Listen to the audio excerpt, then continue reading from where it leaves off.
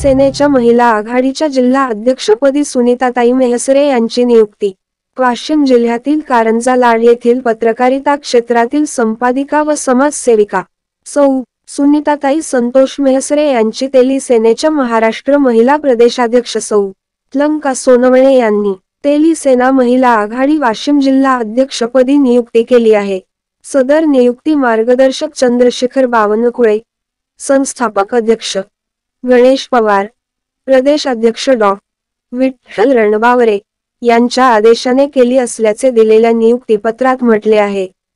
पुढे असे म्हटले आहे की आपण समाजातील सामाजिक भान जोपासणारे व्यक्तिमत्व असून समाजाच्या अनेक सामाजिक कार्यामध्ये आपला सक्रिय सहभाग असतो। आपण आपले संघटन कौशल्य वापरून वाशिम जिल्ह्यातील तेली समाजातील महिलांना संघटित करून त्यांच्या समस्या सोडवण्यासाठी प्रयत्न करावा व महाराष्ट्र तेली समाजाचे नेते तथा तेली सेनेचे मुख्य मार्गदर्शक व आधारस्तंभ नामदार चंद्रशेखर बावनकुळे साहेबांचे हात मजबूत करावे, वरिष्ठांच्या निर्देशित सूचनेचे वेळोवेळी पालन करावे।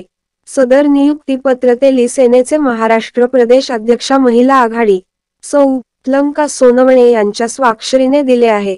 वाशिम जिल्ह्यातील तेली समाज बांधवांनी सुनीताताई मेहसरे यांचे अभिनंदन केले आहे।